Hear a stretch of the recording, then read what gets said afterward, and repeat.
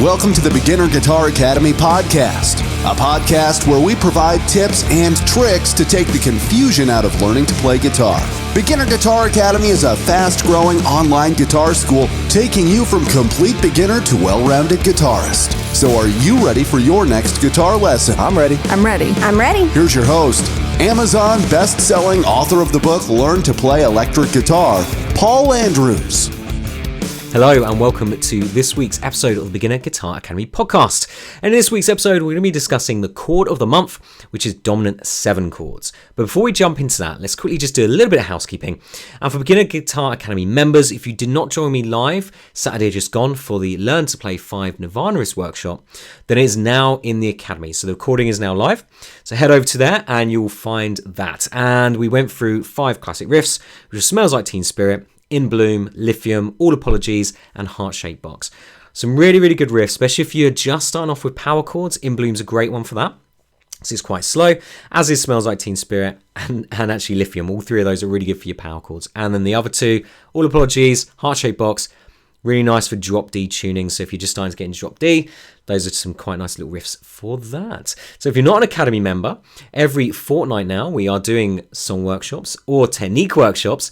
Next month in March, we are going to be doing Another Brick in the Wall by Pink Floyd, as it is the 75th birthday of David Gilmour, which I suppose is an anniversary of his birth. And then at the end of the month, we're going to be doing a beginning fingerstyle workshop as well. So 6th of March, we are doing the Pink Floyd one. So looking at Another Brick in the Wall. So that'll be the next one coming up. So if you're not a member, head over to beginnerguitaracademy.com, sign up and join me live through Zoom for one of our workshops. Other things that have been released lately this week were the new quick tip. So just a little quick tip going through how to work out the tempo of a song. And this was a great question that Walter put forward in the community. So Beginner Guitar Academy. So I thought it would be a really nice topic to bring into a quick tip. So I show you 3 ways you can work out the tempo of a song. And it's really important to know the tempo of a song, a chord progression, a riff, anything you want to be able to play or you're practicing, because then it gives you that goal. You know what you're trying to reach. So if you're trying to play something that's 120 beats per minute, use a metronome and you realize that you can play at 80 at the minute, you can then step up, you can then do your milestones until you reach obviously the goal of 120. So it makes it very attainable and you know exactly kind of where you're heading. So that's why it's so important to know the tempo. Other things we released, a new riff, Highway to Hell is now in there, tutorial of how to play that. Really good riff for your A, D and G chords, so it's a level 2 chord, so any level 2 and above students will have access to that. And a really great one to say to work your D and G changes, so really getting that loop, keeping down that 3rd finger and getting your pivot finger under control. So check that out in Academy, hit the dashboard and you'll see them all listed there. So now housekeeping's out of the way, let's dive in and look at this week's topic. Okay, so we're going to be discussing dominant 7 chords today. And every month we do a chord of the month on the Beginner Guitar Academy blog, where I discuss a particular chord, maybe like an F chord or a C chord or a different type of chord. And today we're talking about a different type of chord. So we're talking about dominant 7 chords. And dominant 7 chords you'll see in music written as a letter followed by the number 7. So like a C7 would be the letter C followed by the 7. That's how you know you've got a dominant 7 chord. And dominant 7 chords are part of a wider family of chords or 7th chords, which include major 7, minor 7, half diminished and diminished 7 chords. Now we're not going to worry about those types yet, that's for another chord of the month. We're just talking about dominant 7s today, so don't worry about them. So firstly, what is a dominant 7? Now dominant 7 chords are quite an interesting chord type because they're part major and they're part minor. So if you know a major chord, major chords are happy chords, they're uplifting, they're happy sounding. Minor chords, on the other hand, are a bit darker and they are sad sounding. Dominant 7s, say, are a mixture of both. They have major tonality and they have minor in there as well. So if I play a dominant 7, you hear there's the major part and there's the minor. It's got a flat 7 if you know your theory. So a dominant 7. It's got a bit of tension, sounds a bit unresolved. And it's a really nice sound, and you hear it a lot in blues music. Blues music is basically built on a dominant 7 tonality. You're also going to see it in rock, you also see it in pop, you see it basically in every musical type, but really going to hear it a lot in blues. And there it is again. So super common chord. So now what I thought would be quite fun to do as this is a podcast and it's also an audio, is I'm going to play a major, minor, or dominant 7. You've just got to work out which one I play. So if I play them again, especially if this is new, if you haven't really done any ear training before, if you're a level 1 student at Beginner Guitar Academy, or you just haven't really done this much, then let's go for it. So major, happy sounding, minor, sad sounding, and then dominant 7, bluesy sounding, we'll call that one. So major, minor, dominant. So here we go. Which chord is this? So I'll play it again. So it was major. So I'm going to do maybe 5 of these just to really test your ear a little bit. So next one, what chord is this?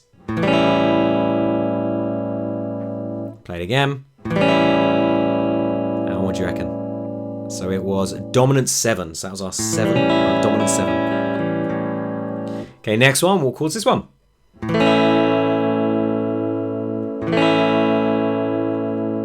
do you reckon? So that was major.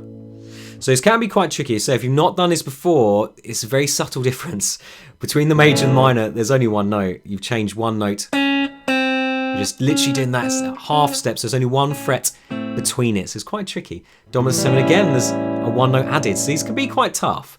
So don't be too hard on yourself if you haven't got any right so far. So, but there's still a chance to redeem yourself because there's 2 more. So here we go. Next one. What chord is this? I'll play it again. What do you reckon? So that was minor. So minor chord. Okay, last one. What's this one? I mean, it's a good one. So here we go. What chord's this? And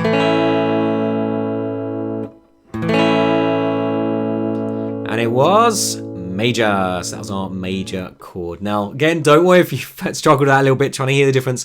It is quite subtle. If you haven't worked on your ear training skill much, it's not going to be developed enough to probably hear, subtleness in that chord change. But it's something that is really good to bring into your practice as you're playing your chords. Really listen to them and be really present and try and hear the difference. And that's going to be obviously really helpful when you're trying to work out a song. If you listen to a tune and you try and work out the chords. Again, we're a bit spoiled these days because we have the internet. You can type in any song you want on YouTube and someone's going to show you how to play it. Equally, go to Google and type in a tune, it's going to come up, Ultimate Guitar or something like that, or guitar tabs, and you have the tab for it. So you don't really have to work hard to work it out, you just find the chart.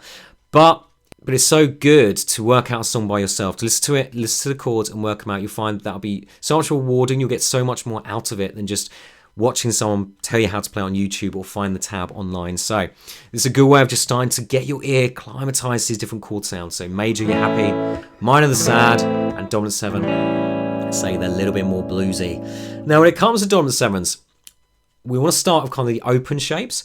So if you're just starting out on guitar, once you've got your major chords and your minor chords sorted, what I call the basic 8, so your major chords being A, C, D, E, and G, and then your minor chords, A minor, E minor, D minor, then it's time to look at the next batch. And 7s are normally the ones that people will come up to, or 5s maybe, the open power chords. That's the next step. So once you've got your major minors, then look at your numbers chord, like your dominant 7s, like your 5 chords. But again, today's dominant 7s. And you really want to have those major chords down because the dominant 7 chords are very similar to your major chord shapes. And it's a lot easier to retain a new chord shape if you can relate it to a chord shape you already know. And as I said earlier in the start of this podcast, all you're doing is adding a note. A dominant 7 chord has 4 notes, a major chord had 3. So that's why you sometimes see major chords referred to as triads, because they have 3 notes. Dominant 7s have 4 notes, so we're only adding one more note. So if you know your major chord, you're just adding one more note to it. So that's the idea behind the majors. So make sure you know your majors so you can compare your dominant 7s to them, and then obviously you're going to remember them that little bit easier. Now obviously I can't show the shapes on a podcast, so head over to beginnerguitaracademy.com/blog and you'll see Chord of the Month article, the How to Play Dominant 7 Chords article on there. So then I've put all the different shapes in there, the A7, the B7, D7, E7, F7, G7, all the open chords, and you can basically get them down. And Beginner Guitar Academy members, if you scroll down that page, you'll see a box that says members only. And there'll be a little button there you can click to download the chord chart. So that's members only, the chord chart. The chords are on the page, but only members get access to the PDF that you can download. If you can't see it, members, make sure you're logged into the website and then you'll be able to see it. So you've got to be logged in to activate that button. So obviously the website then knows you're a member and then will show you the correct button. If you're not logged in, it will say sign up or will divert you to the sign up page to become a member. So download that chord chart, or if you're not a member, head over to the blog and you'll see all the chords there. And I've compared them side by side, major, dominant 7, so you can see how they differ. Next thing we want to talk about is how you can really use these chords. Now, if you head over to that blog article again, I've put a video in there from one of the recent workshops. I think it was a January workshop, which was beginning blues rhythm guitar. And I looked at a 12-bar blues in the key of A. And 12-bar blues in the key of A use the A7, the D7, and the E7. So watch that video. It's a 10-minute video, and I'll take you through a 12-bar blues and show you how to use an A7, D7, and E7 chord. If you're an Academy member, check out the archive to find the beginning blues workshop, and I go through all the dominant 7s in that workshop and how a 12-bar blues works, how you can use a 12-bar blues to play all your different 7 chords. And then finally, I'm the only one here.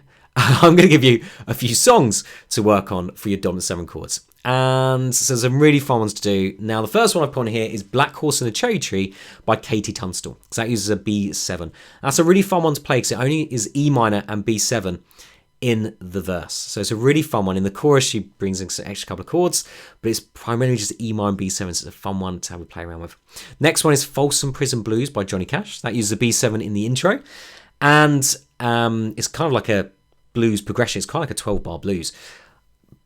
It just kind of loops around kind of 3 chords. So B7 gets played in the verse as well. The next song is Heartbreak Hotel by Elvis. That is an A7 and a B7. And the fourth song, Blue Suede Shoes by Carl Perkins. So I've chosen Carl Perkins' version one with Elvis. And that uses a D7 and E7 chord. And then From Me to You by the Beatles is a really good one because it uses C7, D7, and G7. So having got those 5 songs, you'll pretty much be able to play every single 7 chord. I'm now just quickly looking, trying to see which ones we don't play.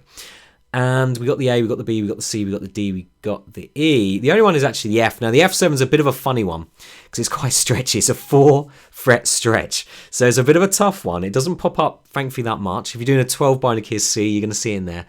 But yeah, it's a bit of a tough one. So we won't worry too much about the F7. But if you can get the other 7s down, they're far more common. So yeah, they're the ones you really want to get in your head. So check out those songs. Again, you head over to beginnerguitaracademy.com/blog. You'll see the Dominant 7 or Learn to Play Dominant 7's blog post, and that has links to those songs and how to play them, tutorial videos. And there we go. So there we go, guys. Dominant 7 chords. So just a quick recap. Dominant 7 chords are part major and part minor. So they have a bit of an interesting sound because they're a mixture of both. A little bit of dissonant, a little bit unresolved. You're going to hear them a hell of a lot in blues. Blues is built on that kind of sound. So as you're playing your chords, just trying to hear that difference in the tonality. Tricky. Keep at it though. Your ear will get better and better, obviously, the more we practice it. That's what we need to be able to do. So make sure you get your major chords down first because we're going to compare the dominant 7s to the major. They're super similar, just adding one more note to it. So make sure you know all your 5 major chords before we really start trying to go through the 7s. Again, that is on the blog. So check it out. Then have a look at the 12-bar blues video. That's going to put the A7, E7, and D7 into practice. So really get you used to those.